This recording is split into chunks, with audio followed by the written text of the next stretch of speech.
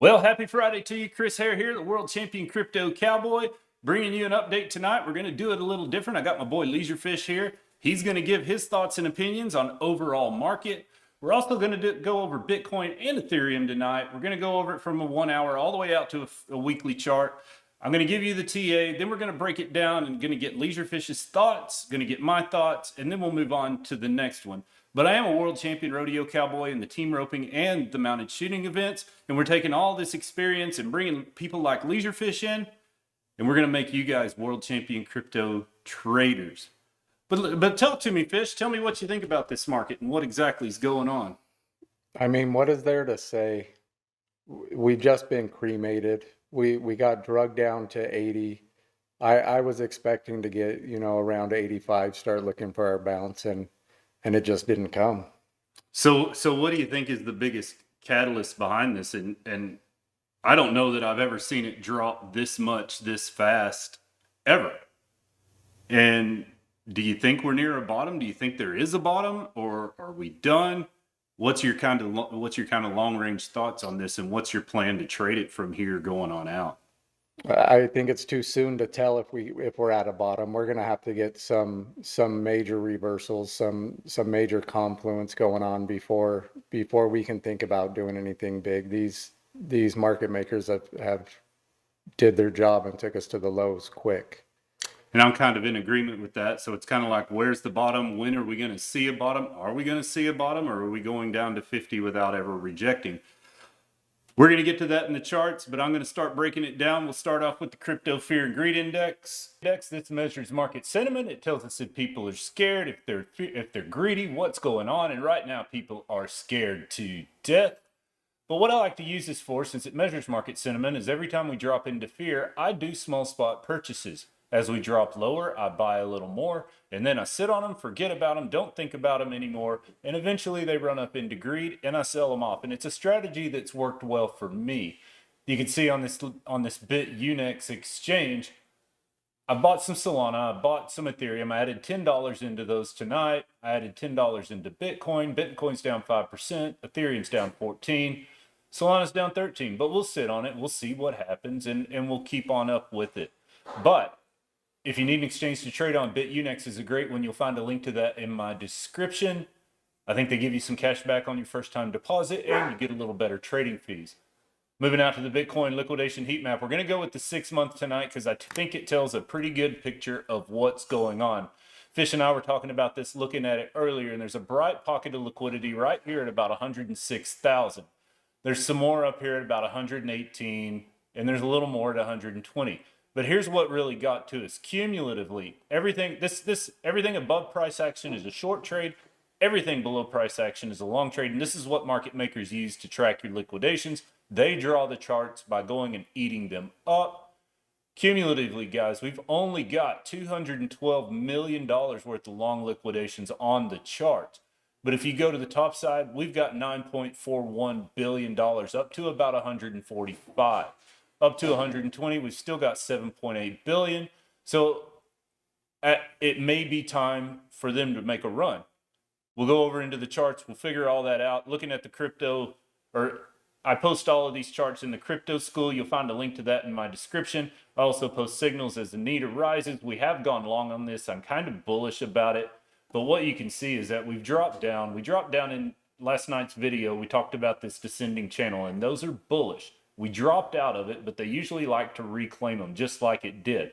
Now we're working on heading over that weekly 50 smooth moving average. So our next stops, I think, are that we've got to get above these 50 moving averages on the hourly. The yellow is a simple, the white is a composite of the simple and the exponential, and we call it the smooth moving average.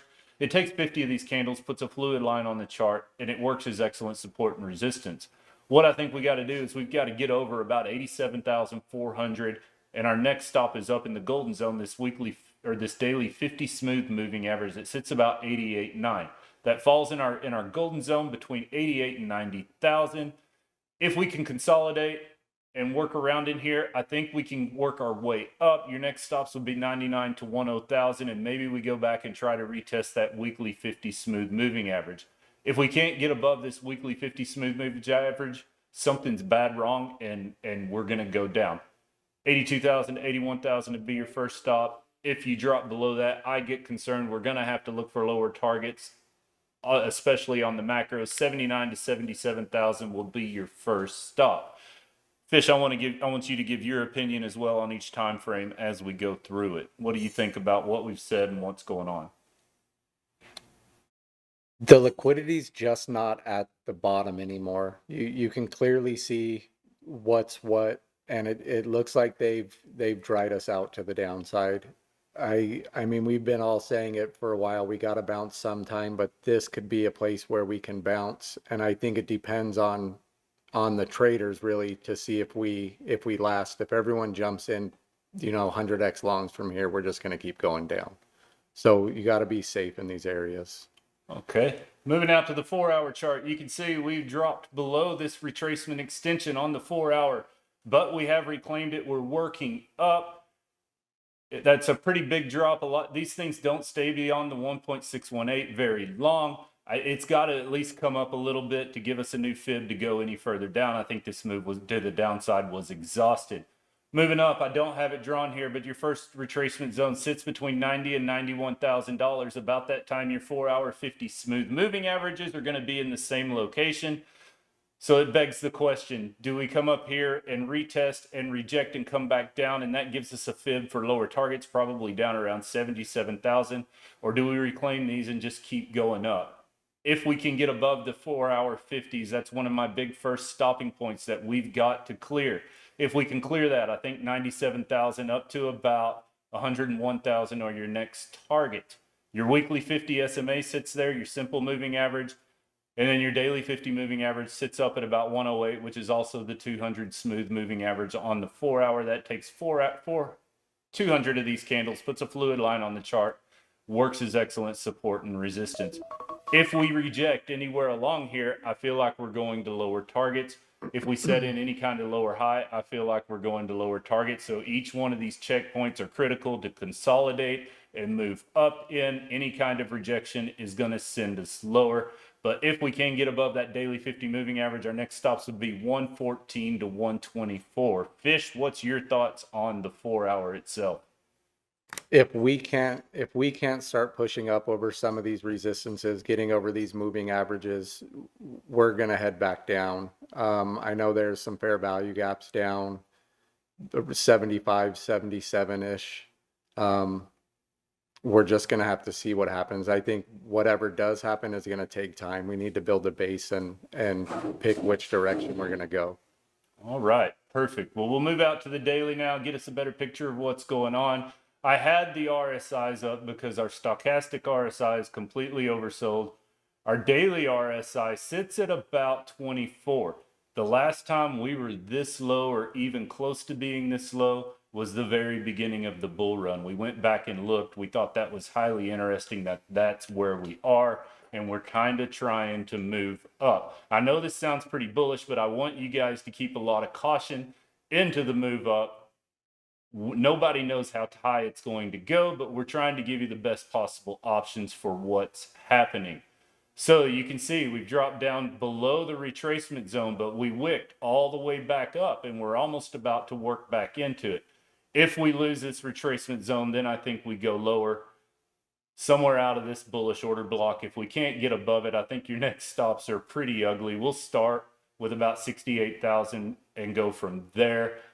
I don't want to talk about the lower extensions yet, but if we move from here, I think that's probably where we head.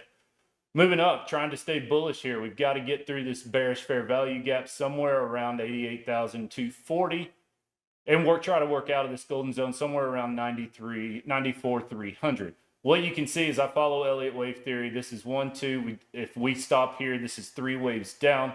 Now we need to make a wave 4 to the upside. Generally, those go to the top of wave 1 that sits at around 101,000. That's also your weekly 50 simple moving average. I'm very hesitant to say we go up from here. I think we get a rejection somewhere between 94 and there, but we're going to play this by ear. We're going to see how if we can get above it and consolidate, then I think there's an option to go up. The daily 50 is going to be down here. It's going to be the decider whether we remain bearish or we get bullish. If we get above it, we can move on. 108 to 116 would be your next stop. That's your next big checkpoint. It's a lower high. If we can break out of that, then maybe we double top at 126 or we're headed to 138 to 154. That's what I see for now. But I think ultimately we come back down to this bullish order block somewhere around $67,000. Fish, give me your thoughts. I agree. We need to, if we're going to move up, we need to see some significant moves. We need to be passing, getting over 100, 108, and 116 will probably be the big decider. If we can make it up there, if we're going to reject and we reject hard from there, maybe the bull run's done. But we'll just have to see. Right, and we've talked about this today. I think the key numbers to keep in mind are 100, 108, 118. We've got to get over each one of those blocks to go any higher. Do you agree? Agreed. All right, moving out to the weekly chart, we'll figure out the macro of what's going on. You can see we bounced off the top of this bullish fair value gap, sitting at around $80,000. That's bullish, guys. We're trying to get back above this 50 smooth moving average. We've got till tomorrow to do it, or till Sunday to do it. I want to stay optimistic here. I think we can probably do it. Get above 85,942. Our next stops are about 94.7, and then you have this bearish fair value gap, and this is going to be very strong because it's a weekly fair value gap. There's a good chance of a rejection here, right around 97,458. If we can block it out, get above it, we're going to retest this 102.4. That's your 50 simple moving average on the weekly. Your next stop would be the daily 50 moving average, is sitting at around 107, 108. And like we said, 116 would be your next stop. Get above those checkpoints, and 141 to 159 is valid. Get rejected anywhere along here. I think we're going lower. The weekly extensions are at 60,000 to 42,000. But like we said, there's a block here at around 67,000. That's also equilibrium right below. That's what we have to think about from here. But I think that gives you a pretty good idea on Bitcoin. We're going to go on over and check out an altcoin season index. You can see the altcoin index currently at a 41. We were higher the past few days. We were up at about 45 two or 3 days ago. So we're moving into that altcoin season just a little bit, but we really need to get over in these darker blues. Somewhere around 70 or 80 would really put us into a full-blown altcoin season. And that's relevant for ETH because when we're in a Bitcoin season, when Bitcoin goes up, altcoins go up. When Bitcoin goes down, alts absolutely tank. But into the meat and potatoes of Ethereum, you can see on the liquidation heat map, there's a little pocket of longs below us, but there's quite a bit of liquidations to the top side here. Cumulatively, we've got about $5.72 billion worth of short liquidations to get rid of. To the long side, we've got about 2.929 billion. So we're not in the middle. It's weighted to the shorts. There's a really bright pocket of liquidity up here at around $4,100. And then you can see we've got some up here at around 3,200 and a little more right here about 2,900. So the question begs, how high do they want to push this if they're going to push it at all? We'll get into the charts here. We'll figure that out. We'll start off with the hourly chart on Ethereum. You can see we found a floor, bounced off the bottom of the channel last night. I thought we would bounce over here, and it decided to come down one more time. The extensions, we fully extended out into the extensions. The 618 was at 2684. We came all the way down to 2620, and then we've worked our way up. What I think has to happen here is we've got to get into this daily retracement zone, or this 1 hour retracement zone, somewhere around $2,800. Your 50 moving averages will be falling into that about the time that we do. That takes 50 of these candles, puts fluid line on the chart, works as support and resistance. If we can get there, get above them, I think we head up to retest this weekly 50 moving average somewhere between 29.85, 30.85. The moving average sits at about $33,037. So that's going to be critical. We really need to close above it. If not, I think we're bearish. This may be a rejection point where we come lower. Fish, what do you think about this? With it being the weekend and after the moves that we've seen, I think we may just bounce around. I think they're going to just try to eat all the liquidity they can. We'll have to see if we can start getting on top of the 618 and maybe putting in some fair value gaps on the lower time frames underneath. Maybe we can sustain our way up a little bit, but we're just going to have to wait and see. Okay, I like it. I completely agree. Moving out to the 4-hour chart, I've got smart money concepts turned off. We'll turn it back on here shortly. There's a few extra lines here. Just bear with us. You can see we went all the way down to that 4-hour retracement zone, which is also our daily retracement extension. Everything extended. We bounced off the bottom of that channel. You've really got to go up a little bit, at least to this 382, somewhere around $2,866. If you reject from there, that's the top of your retracement zone. Then we probably come back down. We'll draw a new fib, but you're probably coming down looking around $2,500. The 4-hour 50s are going to be sitting right around this 4-hour golden zone to the top side. We've got to get across this weekly 50 moving average sitting at about $3,000. Then we can think about 3116. That's a breakout of this channel. What I've told you guys in the past is when we break out, we have to go on. If we just barely break out, we're headed back down to the bottom of the channel when we come back into it. So if we can move above, your 4-hour extensions are 34.26 to 34.67. That's right below your daily moving average. This is another big checkpoint. If we reject here, we're going lower, guys. Your 200 smooth moving average is also falling into the 4-hour. That takes 200 of these candles, puts a fluid line on the chart, works as excellent support and resistance. That's going to be our big point, I think, is to get over this 4-hour 200, get over the daily 50. Then we can consider higher targets. This is the 4-hour extension, so I'm not optimistic that we go up immediately. We could, if we get that high, we could come down, retest this 50 moving average, then work up from there. But time's going to tell. Fish, do you agree? And what do you see in here? Yeah, I agree. Things are going to take time here more than likely. All you can see is resistance above us. So I'm not really confident in longs as of yet because we don't have that much confirmation. So anything up is going to be a tough ride, in my opinion. Now that the fair value gaps are up, talk to me a little more. What are you thinking? There's a lot of upside targets. But in this market, I'm going to take it, day by day and just see what happens. I don't feel like you can hold any long-term moves from here without getting more confirmation. Sure. I completely agree.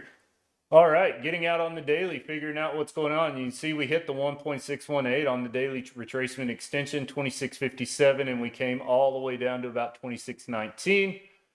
We've since wicked up, got back into the middle of this, trying to work our way up. We'll pull up the RSIs on this as well. RSI is bottomed out at about 27, and it's kind of curling up.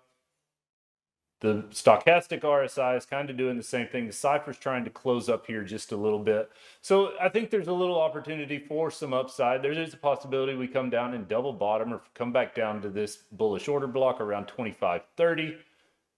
That could always happen. But if we go up, where the weekly 50 moving average, like we said, sits at 30.25. That's also the top of that channel. Reject from here, we're headed to the bottom of the channel again.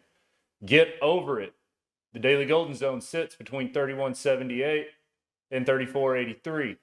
I'm sorry, 32.65 and 34.83 with a big bearish fair value gap sitting in the middle of it. Like I said, the 50 moving averages are going to be down here about the time we get there. I think that is your big decider on if we can get any more upside or if we don't. My thought is that we're probably going to reject from here and head down. If we can get above it, your daily extension would be your next target, 39.40 to 42.97. Fish, on this run here, do you see anything different or any other concerns that people should be worried about? I think everybody should be worried.